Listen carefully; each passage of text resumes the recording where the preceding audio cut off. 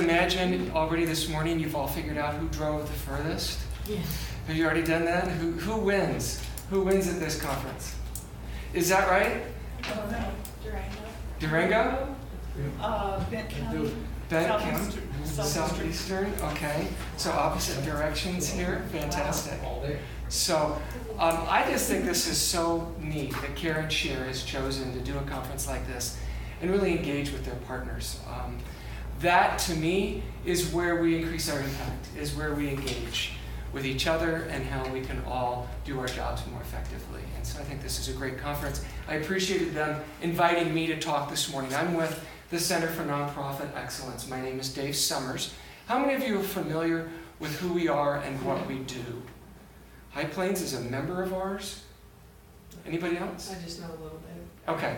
Well, we are an association of nonprofits. We work to strengthen the nonprofit sector through leadership and resource development, advocacy, and collaboration. If you think of a chamber of commerce and the way in which they try to provide programs and services to businesses in a community to help them be more effective in what they do, that's what we try to do for the nonprofit sector. And we do that primarily in the Pikes Peak region and Teller County, but we also do reach out to some of the outlying areas. And we are here to serve anyone in Southern Colorado that is looking for help like that. So there's my contact information. If you have any questions, feel free to contact me, and I would love to engage you more. But one of the things that I want to talk about today is reclaiming your mission and energizing your board. And I just shared with you our mission statement, and in a minute here I'm going to have some of you share yours.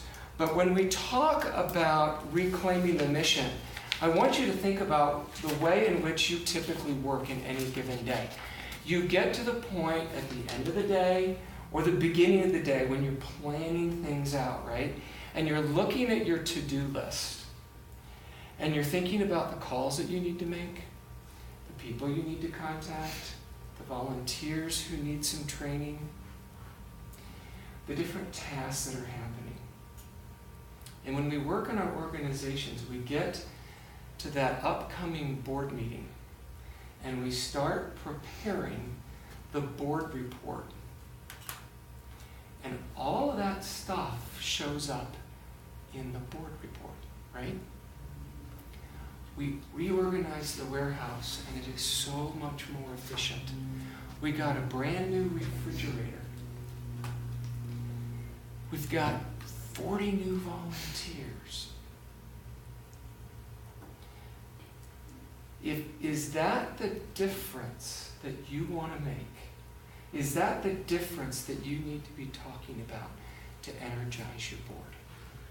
So I just want you to think about that for a moment. I also want you to think very quickly about where do you have trouble energizing your board? So if we could back up for just a second, I would like each of you to think about where is it you're having trouble energizing your board right now? And what would you like to see them more energetic about? Fundraising. Why would I be surprised, right?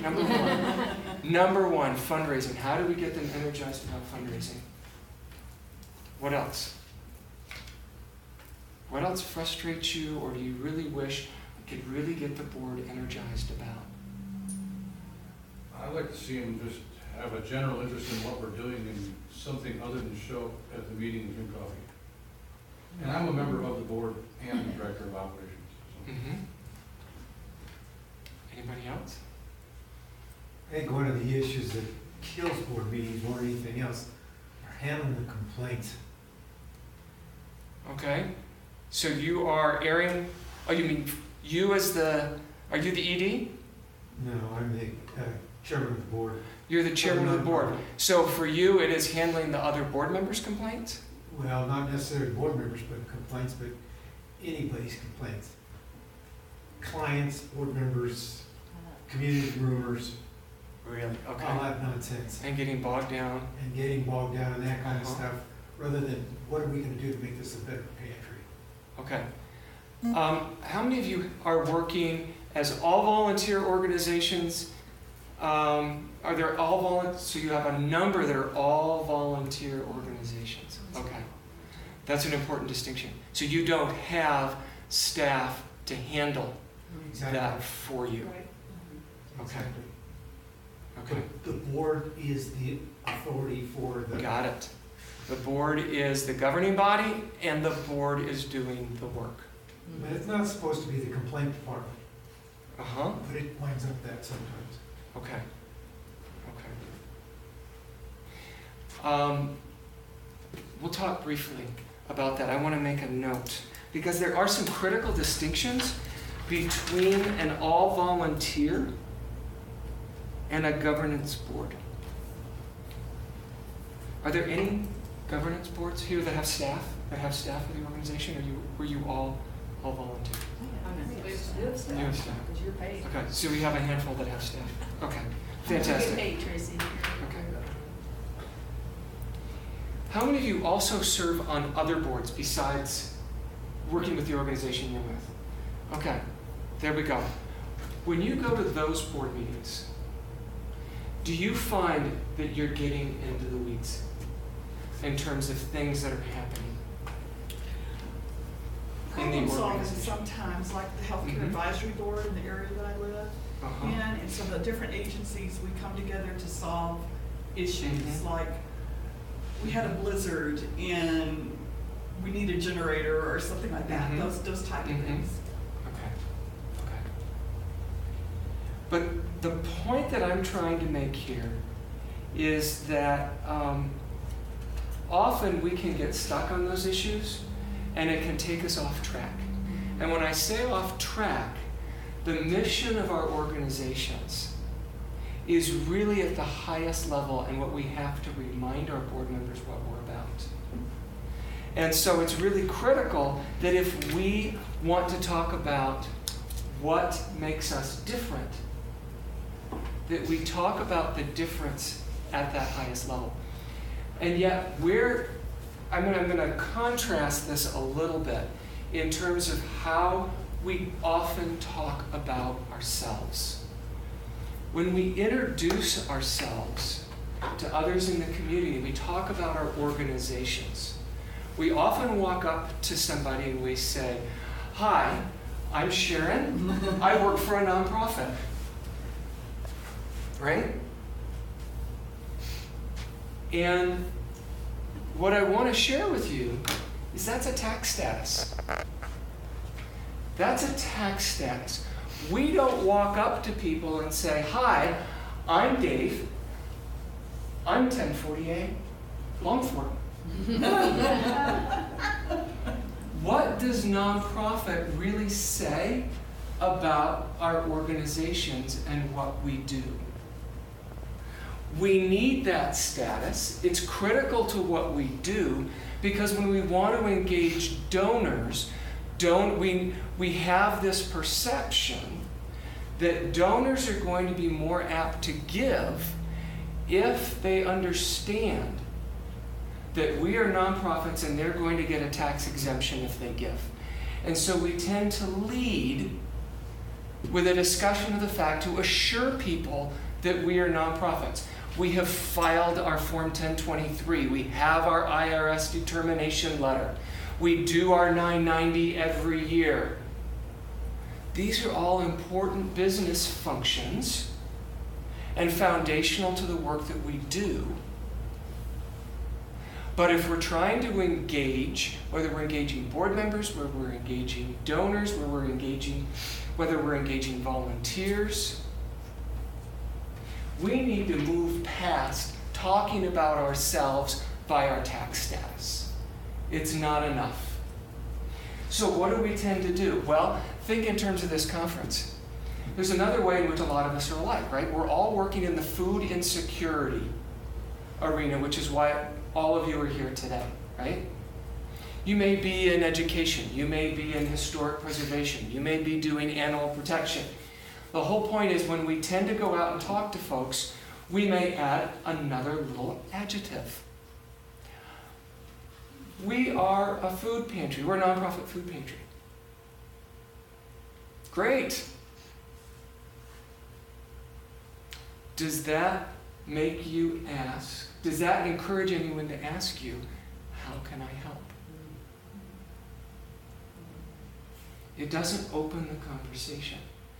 Again, it's an important distinction. It's a way in which we can show folks who we are. And often we want to start with a point of relevance because people will understand what a food pantry is intuitively when you use that terminology. Or if you're a shelter, or depending on what terminology you use, you want to start with a point of relevance. And so we tend to figure out what terminology we want to use that will very quickly help people understand who we are and what we're about. Another way in which we're all alike is we all have boards of directors. Those boards of directors are required in order for us to hold that tax-exempt status. And so we tend to do a lot of work in our organizations around the board. I don't know about you, but I often think of, I'm an executive director. I often lose sight of what the board is really all about, and I think of them as another program and project of what I have to do. Because we have regular board meetings, and I want to think about how do I talk to them about their roles and responsibilities, and what is it they need to be working on in terms of board governance. This is all critical to making sure that your organizations are working according to your bylaws and your articles of incorporation, and you are upholding exactly what you have told the state and the IRS you do. It's the way in which we're alike, so that when folks want to know who we are, they know we're working with a board of directors, and they know what type of organization we are, and they know we are a nonprofit. That's fantastic. We have folks that call us at the center every day looking for opportunities to help train their boards more effectively, because that's what we do. We'll provide basically a 101 course on board governance, roles and responsibilities, fiduciary duties, duties of care, duties of loyalty. And the EDs or board chairs get so excited about sending their new board members to a training to ground them in that. But that isn't going to get your board excited about your organization. If sending them to our training on board roles and responsibilities, you think they're going to get excited about your organization after learning their fiduciary responsibilities, then somehow we've missed the point, right? So what we need to do is we need to start talking about what sets us apart. That's really what it's all about. I bet we have a different mission statement for every group in this room. I'd like to go and get at least 3 or 4 different ones. Who has a mission statement that they would like to share? Sharon? Or Sarah? Working in collaboration with our community to feed and empower our neighbors in need. Nice. Okay. Sharon?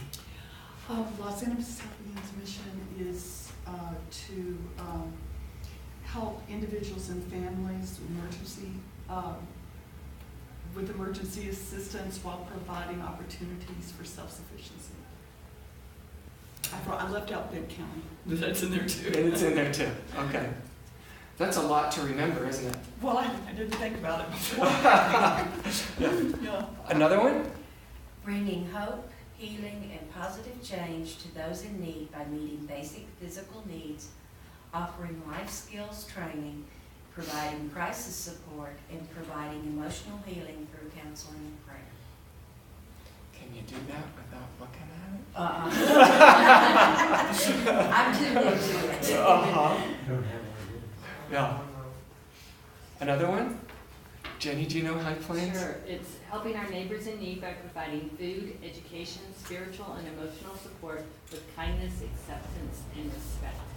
Okay. These mission statements are critical. They really are. How often do your board members hear or see that mission statement? Where do you use that mission statement in your work? Usually in grants. It's in the grant. That's about it. It's in the grant, Yeah. okay?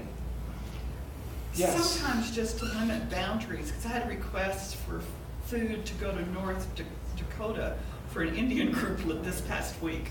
And so, right, that provided it's outside of Benton County and it's a 501c3, we can't be involved in political things too. Okay. When was the last time you had a discussion about that mission statement with your board? 3 years. 3 years. Maybe 6 months. How many of you put that mission statement at the top of your board agenda for every meeting?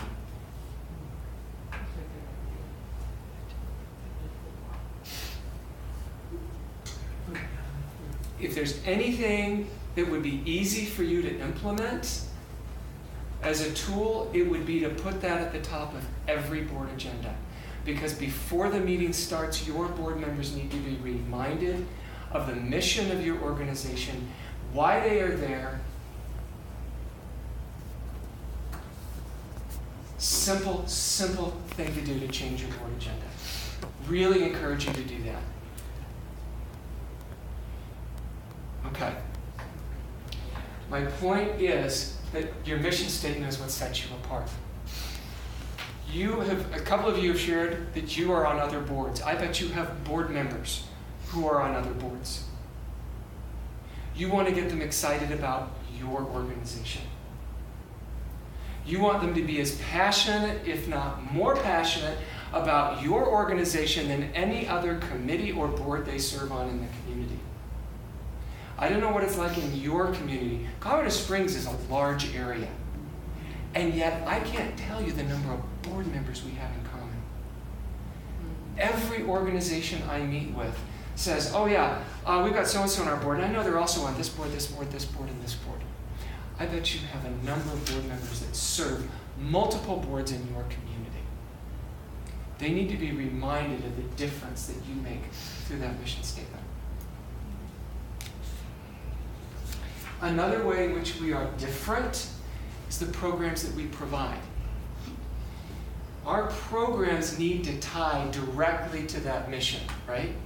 That's one of the things that I would just imagine when I drove in here today and I was thinking about the groups that are coming in from around the state, and I got confirmation from a couple of the Care and Share staff members. I don't think there are probably 2 organizations here who are exactly alike. The programs that you provide and how you go about doing it is very different, but it should tie directly to that mission.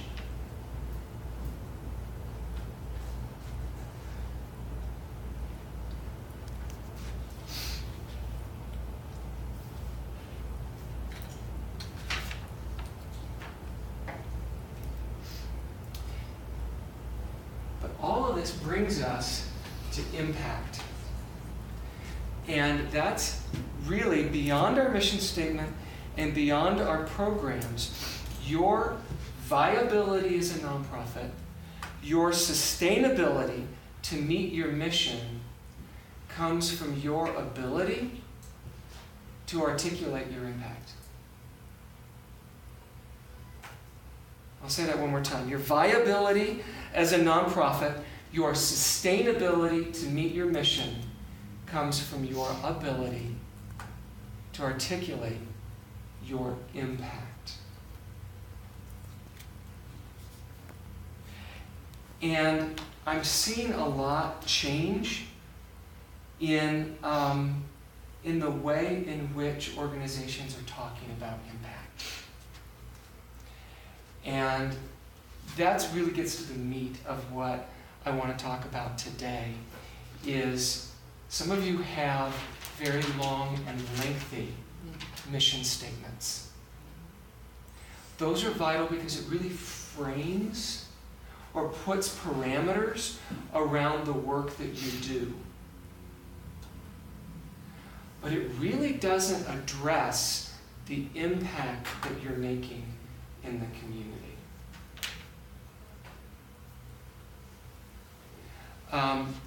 I'll give you an example. I'm familiar, and I don't know that they're here today. Do you know, anybody know if Crossfire Ministries is here today? They're not. I know they're one of your partners. They're a nonprofit food pantry. They're a faith-based nonprofit food pantry. And I have worked with a number of the folks on the staff there, and they will tell you that. We're a nonprofit faith-based food pantry.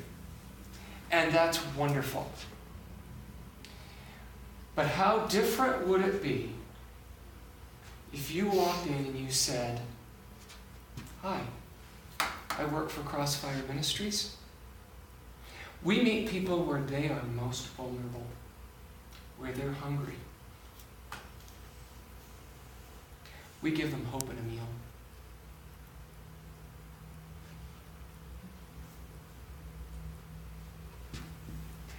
Now we're talking about impact. And it changes the discussion a little bit, right? When you hear nonprofit food pantry, you don't get back, "Really? I want to get involved. How can I help? What can I do?" When you hear, "We give them hope and a meal," doesn't it make you say, "I want to hear more. How do you do that? How can I help?" It sounds really vital. It sounds really vital. And so we really want to get into impact in terms of what we do. Has anyone heard the term social impact? Is this a new term to any of you? Is it different from online presence? Social impact, is it different from, never mind. Okay, let me clarify.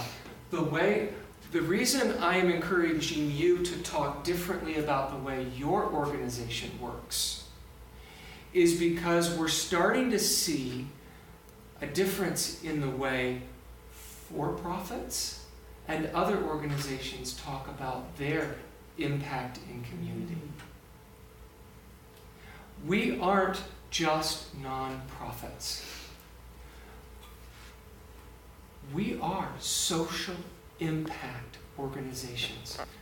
We are, you may have heard at some point, we're social profit organizations.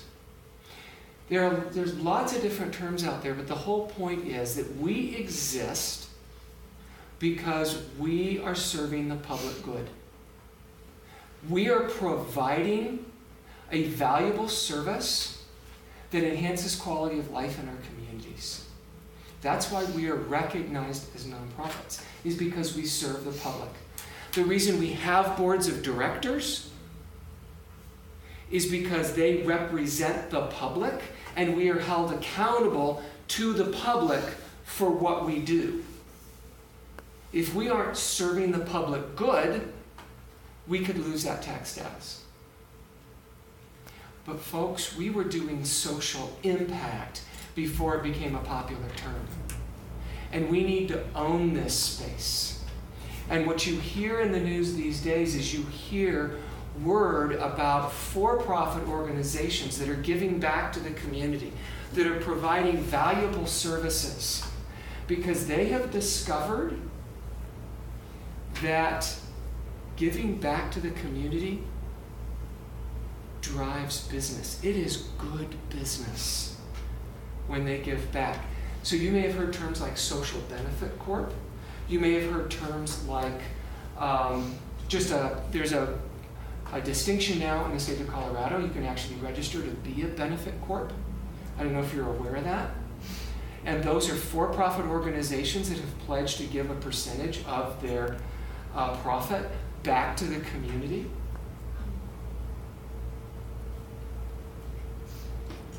And it's a way in which they can market and promote themselves as providing social value to the community.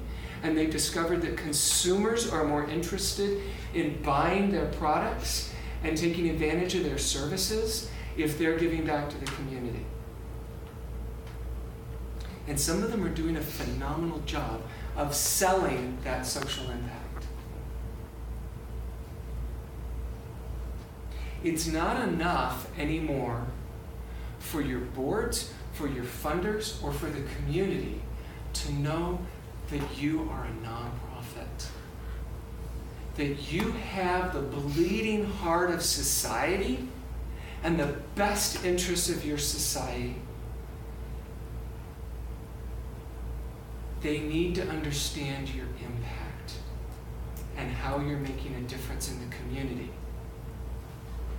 You know, I've worked in the education field for years, and I discovered that there is no difference between working in a room of adults than there is working with a group of kindergartners, because we all tend to get more excited about things that engage us.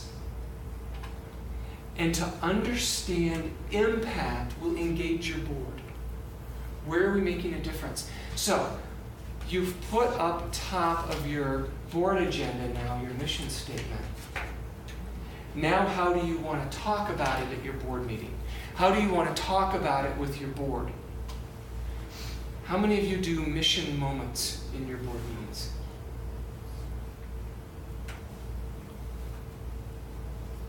Do you have a story?